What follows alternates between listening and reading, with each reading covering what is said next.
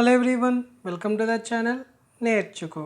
So friends, మీరు కానీ మన ఛానల్ని సబ్స్క్రైబ్ చేసుకోకపోతే సబ్స్క్రైబ్ చేసుకోండి. అలాగే పక్కన ఉన్న బెల్ ఐకాన్ కూడా క్లిక్ చేయండి. సో ఆల్రెడీ మనం ప్రీవియస్ వీడియోలో మెజర్స్ ఆఫ్ డిస్పర్షన్లో రేంజ్ అంటే ఏంటో డిస్కస్ చేసుకున్నాం. సో ఈ వీడియోలో మనం వేరియన్స్ అలాగే స్టాండర్డ్ డీవియేషన్ ఎలా క్యాలిక్యులేట్ చేయాలి అనేది తెలుసుకుందాం. సో బేసిక్గా వేరియన్స్ యొక్క డెఫినేషన్ వచ్చేసి the variance is defined as the average of the squared differences from the mean. So ఇది మన వేరియన్స్ యొక్క ఫార్ములా. సో వేరియన్స్ని క్యాలిక్యులేట్ చేసుకున్నాక మనకు ఒక వాల్యూ అయితే వస్తుంది. సో ఆ వాల్యూని బేస్ చేసుకుని మనం ఒకటి కంక్లూడ్ అయితే చేసుకోవచ్చు.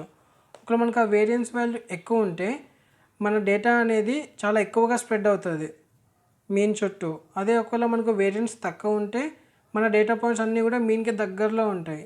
సో బేసిక్గా అది మనం కంక్లూడ్ చేసుకోవచ్చు వేరియన్స్ వాల్యూ ఎక్కువ ఉందా తక్కువ ఉందా అని చెప్పేసి. సో మనం ఇక్కడ వేరియన్స్ని సిగ్మా స్క్వేర్ అని చెప్పేసి రీప్రజెంట్ చేసుకుంటాం. సో ఇది మనకు ఒక పాపులేషన్ యొక్క వేరియన్స్ కనుక్కోవడానికి ఫార్ములా. అదే శాంపుల్కి ఎలా కనుక్కుంటామో అది మనం నెక్స్ట్ చూద్దాం. సో ఇక్కడ ఎన్ వచ్చేసి total number of values of పాపులేషన్లో, అండ్ ఎక్స్ వచ్చేసి ఈచ్ అబ్జర్వేషన్, అండ్ మ్యూ వచ్చేసి mean of the population. So ఇలా అయితే మనము వేరియన్స్ని అయితే క్యాలిక్యులేట్ చేసుకుంటాం. అదే ఒకవేళ మనకు శాంపుల్ తీసుకుంటే, శాంపుల్ అంటే ఏం లేదు, లైక్ పాపులేషన్లో ఒక పార్ట్ ఆఫ్ డేటా అన్నట్టు. సో అలా శాంపుల్ డేటా తీసుకున్నప్పుడు మనం ఎలా వేరియన్స్ని క్యాలిక్యులేట్ చేస్తామంటే, సో దానికి ఫార్ములా ఇది.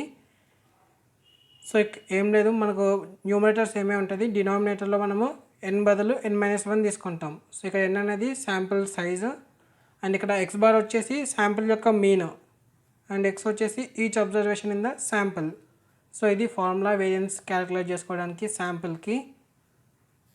సో ఇప్పుడైతే ఒక ఎగ్జాంపుల్ అయితే చూద్దాం మనం. సో ఇక్కడ ఒక ఎగ్జాంపుల్ అయితే తీసుకున్నా నేను. సో ఇక్కడ వాల్యూస్ వచ్చేసి 600, 470, 170, 430 అండ్ 300. సో దీనికి మనం వేరియన్స్ ఎలా క్యాలిక్యులేట్ చేయాలో తెలుసుకుందాం.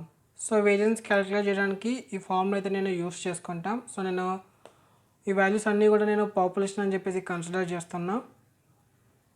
సో మన ఫస్ట్ అయితే నేను మీన్ అయితే కనుక్కుంటున్నాం. సో మీన్కి ఫార్ములా అయితే తెలుసు మనకి, some of all the observations by total number of observations.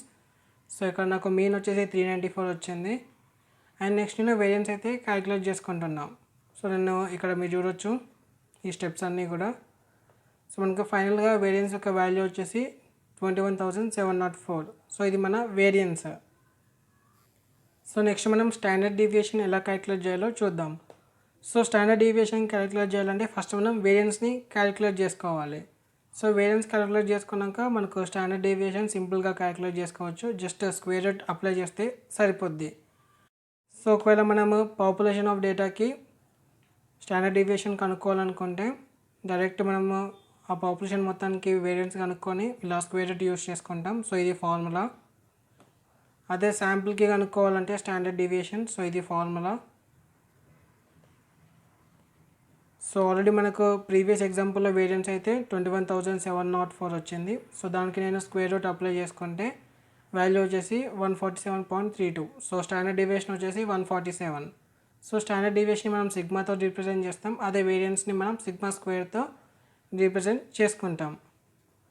So మీకు కానీ వీడియో నచ్చినట్టయితే లైక్ చేయండి, షేర్ చేయండి. అలాగే మన ఛానల్ని మీరు సబ్స్క్రైబ్ చేసుకోకపోతే సబ్స్క్రైబ్ చేసుకోండి. Thank you for watching. Keep learning.